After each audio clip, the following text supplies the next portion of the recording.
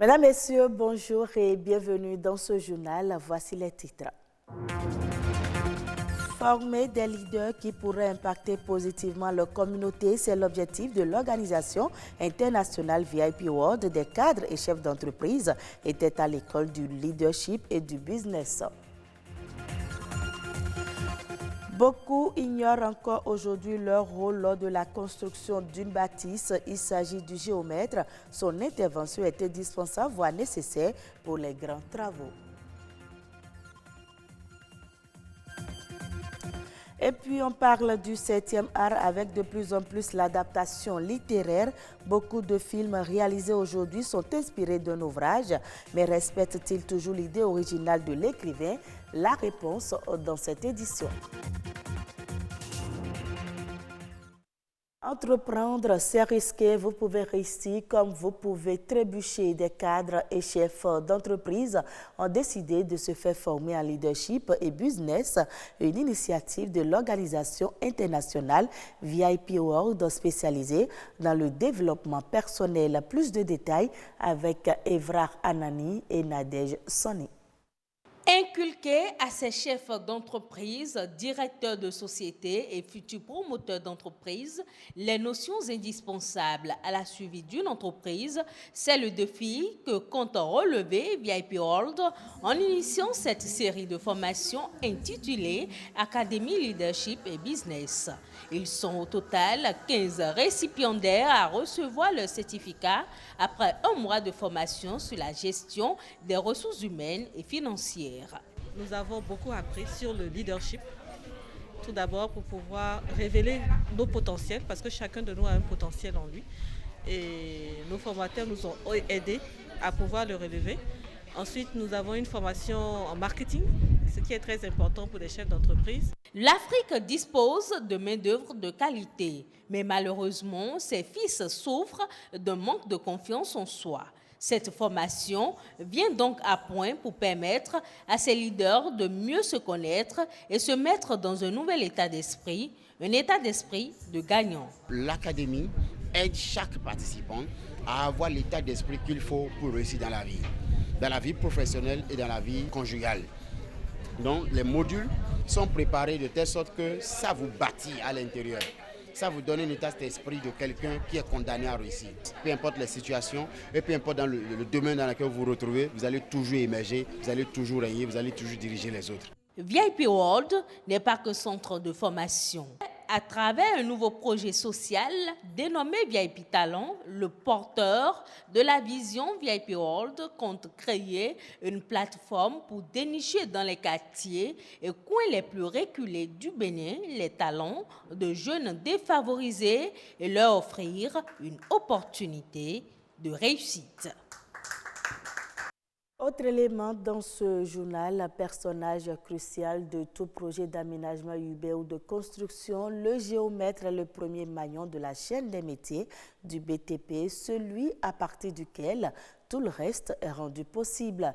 Il est surtout connu pour sa compétence en bornage, mais ce professionnel exerce un métier en constante évolution et peut intervenir dans bien d'autres situations.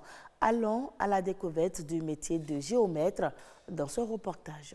Avec nos appareils, les différentes mesures. Une séance de briefing avant l'embarquement pour le terrain. En matière de données topographiques que nous pouvons aussi bien sûr de faire. Les consignes sont claires, pas question de passer outre. Direction, le chantier. Le matériel déployé, place au travail sous la supervision de l'expert géomètre. Vu par un profane, ces appareils suscitent curiosité. Essayons de percer le mystère. Donc ici, comme j'ai dit, c'est un appareil, un niveau qui est chargé de nous décrire le relief. Ici, nous avons un théodolite électronique.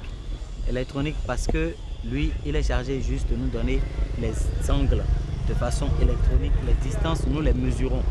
Ici, nous avons un GPS bifréquence. Et cet appareil nous aide beaucoup plus facilement à aller vite sur nos travaux et nous aide beaucoup plus facilement à ne pas trop nous fatiguer quand nous devons faire une grande superficie par exemple. Pour en arriver à déployer ces matériels en toute légitimité et réclamer le titre de géomètre, le chemin est long, très long quand on vise l'expertise.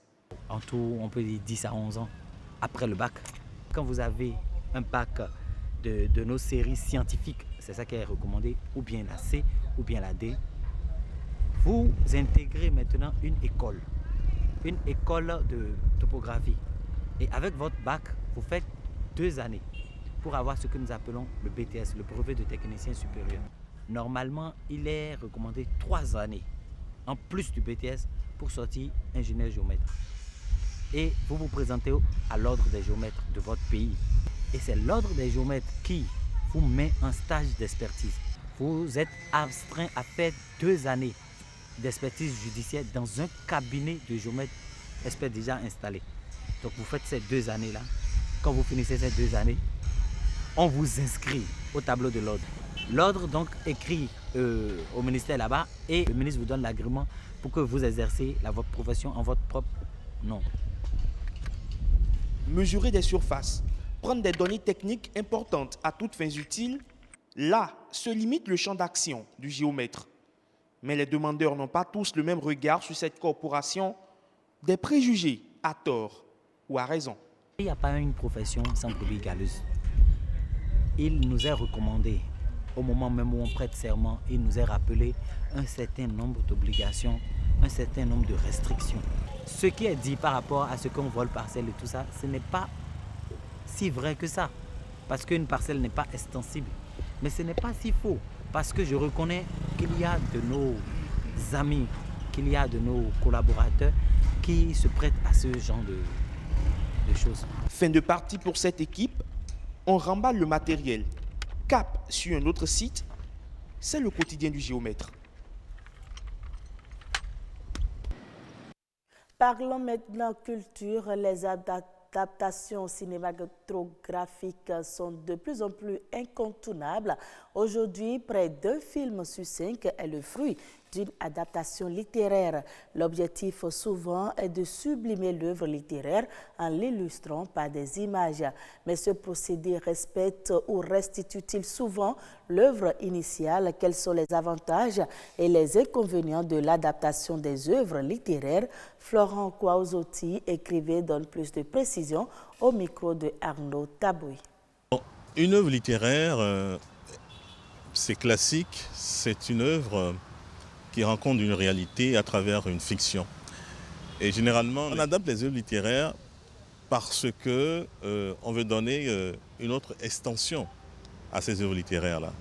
On adapte les œuvres littéraires parce qu'il est bon que de la littérature, cette œuvre-là parle aux gens à travers des images, à travers de l'audio, pour que les gens sachent exactement qu'une œuvre littéraire peut avoir un prolongement dans d'autres espaces, dans d'autres arts narratifs. Ça permet à ceux qui n'ont jamais lu l'œuvre d'aller au cinéma ou d'aller au théâtre pour sentir l'œuvre, pour la regarder, pour en prendre connaissance.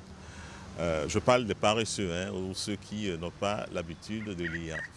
C'est pour ça qu'on le fait et généralement, ça ne provient pas de l'éditeur, ça ne provient pas de l'écrivain.